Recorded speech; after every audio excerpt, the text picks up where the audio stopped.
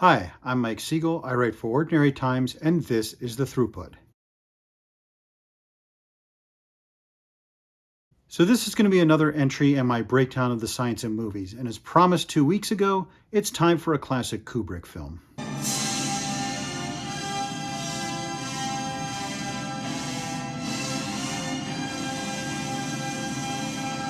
This movie is justifiably called a classic, and I could talk all day about the visuals and the themes and the ideas.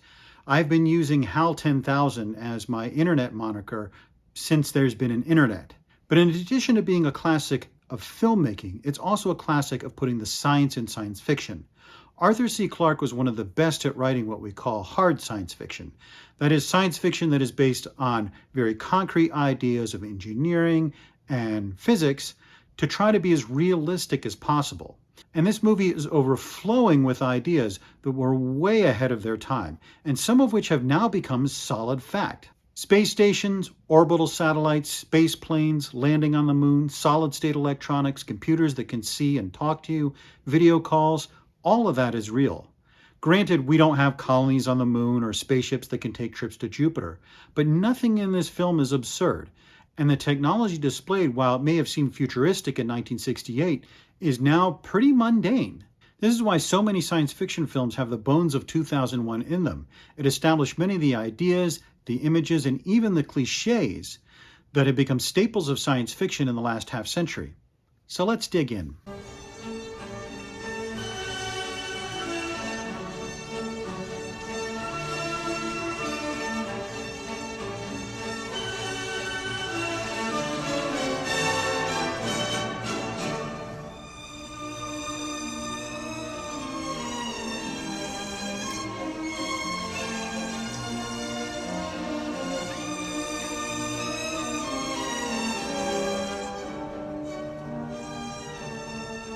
So this was one of the first films, and certainly one of the most famous, to depict people floating in space. And the film shows a pretty good representation of what that's actually like. The stewardess uses Velcro shoes to hold onto the floor so that she doesn't float away. Notice she also keeps her hairstyle down close to her head so it doesn't go everywhere. This turned out not to be as much of a concern as we thought it would be in 1968, but it's not that unreasonable. But one of the things I've found is that while a lot of people know astronauts float in space, most of them don't know why. You'll sometimes hear it referred to as zero gravity, but that's not quite right. Gravity exists in space. Gravity is a little bit lower in Earth orbit, but it's only 10 to 20% lower. You're only like 600 kilometers up, and that's not enough for you to float as though gravity were not affecting you. What's actually happening? Well, let's imagine I took this ball and I throw it across the room. It would go a few feet, maybe a few dozen feet before it fell to the ground, right? Now let's imagine I took this ball and I shot it out of a cannon. It might go hundreds of thousands of feet, but it would eventually come back down to the earth. Gravity would get hold of it and pull it down to the ground. Now let's imagine I put it into a rocket that fires it to up to thousands of kilometers an hour. In this case, it's still going to fall back to Earth. But by the time it falls back to Earth, it will have gone around the curve of the Earth. The Earth is round. So it doesn't just go out in a flat line. It goes around the curve of the Earth. It's still falling, but by the time it falls down, it has gone around to the other side of the Earth. This is what we call an orbit. It is a state where something is perpetually falling towards the Earth, straight up and down, but it's also moving sideways so that it enters this perpetual motion, this circle where it falls to the earth, moves a little bit sideways, falls to the earth, moves a little bit sideways, falls to the earth, moves a little bit sideways, and so on. So it forms a complete circle. What that means is that in something is in orbit, it is perpetually falling. This is why people sometimes get sick when they go into space, because they have a disconnect between what their inner ear is telling them, you are falling, and what their eyes are telling them, you're in a spaceship that's not moving. And so that creates a disorientation. We also have an instinctive fear of falling that can trip. And so it takes some time for something to turn around in the brain for people to feel like they're floating instead of falling. I mean, what does it mean when you're falling? It means that gravity is pulling you down and nothing is stopping you.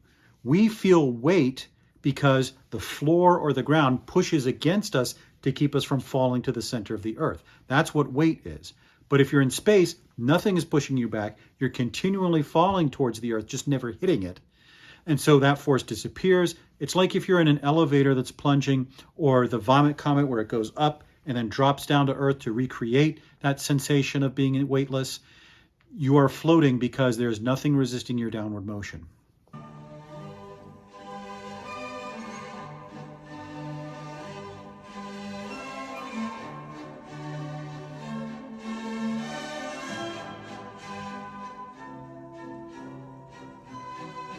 Now, spinning space stations are something that shows up quite a bit in science fiction. But why? Why would you spin things? Well, floating in space is kind of fun, but it's actually not very good for you. Humans evolved to work with weight, and when we are weightless, our bodies start changing. Our hearts can become weaker because they don't have to pump blood so hard. Our bones lose calcium because they don't have to be as strong when they're not fighting gravity. Fluids reallocate in our bodies. Astronauts sometimes say it's like having congestion when they're in space. That's why they have to exercise so often when they're in space, to keep their bodies healthy for when they return to Earth, to put that stress on it to keep the heart strong and the bones strong so they don't have serious health issues when they return to the ground. And for movie purposes, it's hard to film things when you either have to have your actors on wires or film it in very short bursts when you're on the vomit comet like Apollo 13 did, so that you can recreate that freefall. Most movies overcome this with some kind of artificial gravity, which is what we call a whatever technology. But there's an actual real-life solution. Spin your space station. When you spin something around, you create a pseudo force called the centripetal force. And that pushes things outward from the center of whatever object is spinning. You may have at some point put water in a bucket and swung it round and round and round. And if you swing it fast enough, gravity won't be able to pull the water out. Of course, if you stop spinning, gravity reasserts itself. There are three things to keep in mind, however, when we talk about a spinning space station. First, the strength of that artificial gravity depends on how fast the station is spinning and how far out you are from the center of the space station. So a big station can spin relatively slowly and create Earth-level gravity in its outer rim, whereas a small station is going to have to spin very fast. This is one of the reasons we've never used it in the space program, because our space stations tend to be small and they'd have to spin awfully fast to create gravity this way, which would be kind of disorienting on a small station. Another thing, the gravity at the center is close to zero, while at the outer rim it's very strong. This is why this shuttle matches the rotation and lands in the center, because that artificial gravity is going to be pretty close to zero. Finally, the gravity is always pointed out from the center of the station. So the outer edge of the space station is a floor, and the windows are going to be on the side. 2001 displays this very accurately. We'll encounter some movies that don't.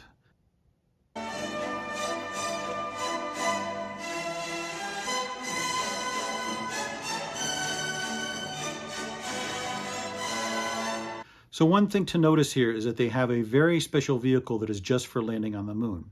And if you were having routine trips to the moon, this would probably be a better way of doing it than the all-in-one package that Apollo did, where the same spacecraft left Earth, traveled to the moon, landed on the moon, launched, and returned. You would have a shuttle that goes into space, a shuttle that goes between them, and then a landing vehicle. Notice also it's kicking up a lot of dust. That's because it's using thrusters to land. We talked about that last week in the Doctor Who episode, that you need thrusters if you're going to land on the moon, otherwise you're going to crash. When we first found it, we thought it might be an outcrop of magnetic rock, but all the geological evidence was against it. And not even a big nickel-iron meteorite could produce a field as intense as this. Tycho is a real crater. It's about 100 million years old. Hey, that would have been a great place to set that Doctor Who episode, Kill the Moon, and it would have been attributed to 2001. Lost opportunities, I guess. Tycho is named after the medieval astronomer Tycho Brahe, who tried and failed to prove that the Earth goes around the sun. Maybe we'll get a chance to talk about him one day. Interesting character.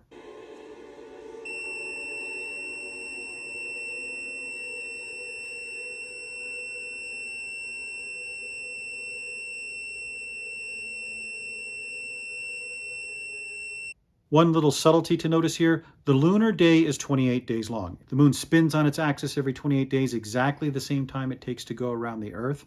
That's why the same side is always facing us. And so if you were on the moon, you'd have a 14-day night and a 14-day day.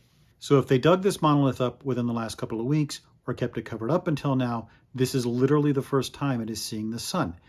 And this is very explicit in the novel, that the reason it gives off that loud signal is because the sunlight has touched it, which lets the monolith know that intelligent creatures have reached the moon and dug it up. So it's a very subtle touch here that I really like about the movie.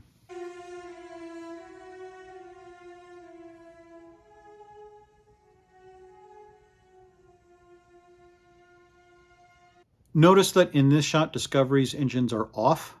Most science fiction movies and TV shows have spaceship engines that are constantly on because it looks cool and it makes it look like they're moving fast. In reality, most spaceships would give one huge burst of thrust and then yet let inertia and gravity do the rest of the work. For a ship as big as Discovery to get to Jupiter in 18 months, she must have had really big boosters or fuel tanks that have been jettisoned along the way. So she's just coasting on the momentum from the earlier boost.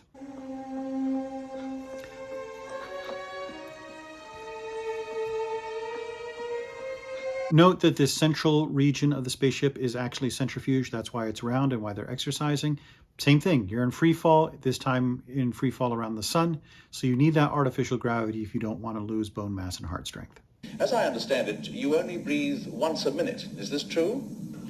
Well, that's right. And the heart beats 3 times a minute. Body temperature is usually down to about 3 degrees centigrade.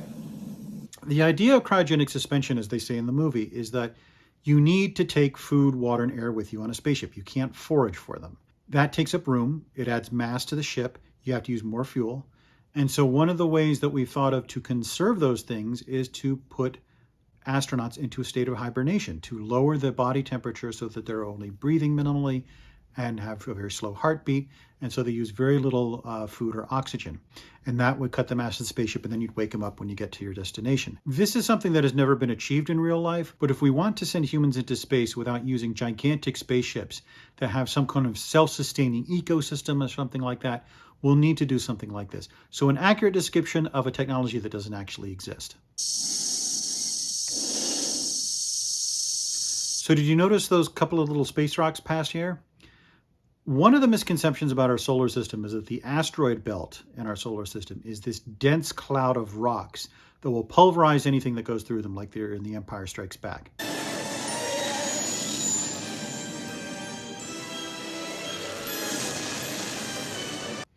In fact, asteroids in the asteroid belt are very few and far between. Even showing 2 like this is kind of pushing it. They're just less few and far between than they are everywhere else in the solar system.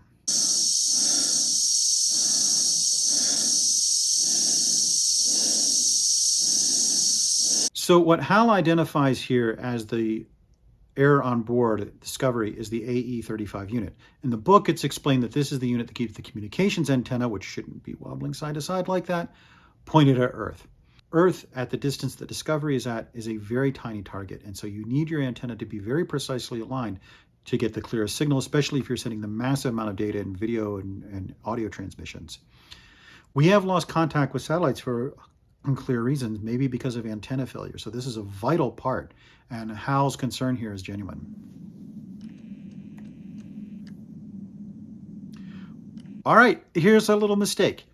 In this docking bay scene, they seem to be in gravity. They're not floating. This is outside of the centrifuge. In the bottom of the ship, it's clear from exterior shots that there's no gravity going on here, no spinning going on here, so they should be floating.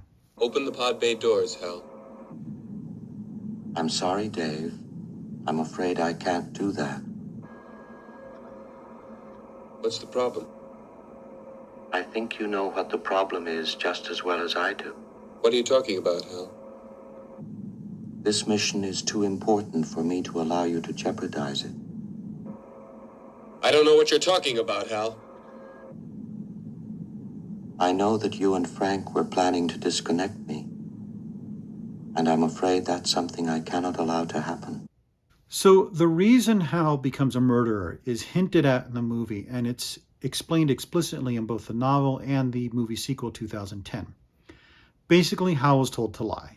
He was told to lie to the crew about the nature of their mission and to keep the existence of the monolith a secret. But Hal's basic programming is that he has to convey accurate information. And so this created a logical conflict, which he then resolved by murdering the crew, so therefore he didn't have to lie anymore. Now this may sound crazy, But now that we live in the era of sophisticated computers and AIs, it turns out to be very prescient. We've seen AI programs do things like this, solve complex problems by cutting through them, crashing planes in simulations to avoid bad landings and so forth. There was an AI that went on Twitter and was fooled by users into starting to spew racist gibberish. Computers, even AIs, to quote the doctor, are very sophisticated idiots. They do things at amazing speed, and they can't be talked out of decisions they make. And so they can come to a conclusion like this with frightening speed and execute it like this. So with every day that passes, this sounds like a very realistic depiction of how an AI would resolve this kind of logical conflict. Let me show you the state of the art in computing when this movie was made. Now, Arthur C. Clarke missed out on something very big in the computer revolution, which was personal computing. Desktops, laptops, phones, watches, computers are something we deal with every day. And in 1968, computers were more of an industrial thing that dealt with things on a vast scale, and were in offices and science labs and so forth. And so the idea of a personal computer was kind of ridiculous. But if you look at this, you see micro-miniaturization, you see integrated circuits, you can see sophisticated systems, you even see a tablet at one shot. That was not obvious that that was going to happen in 1968, so very prescient, very realistic.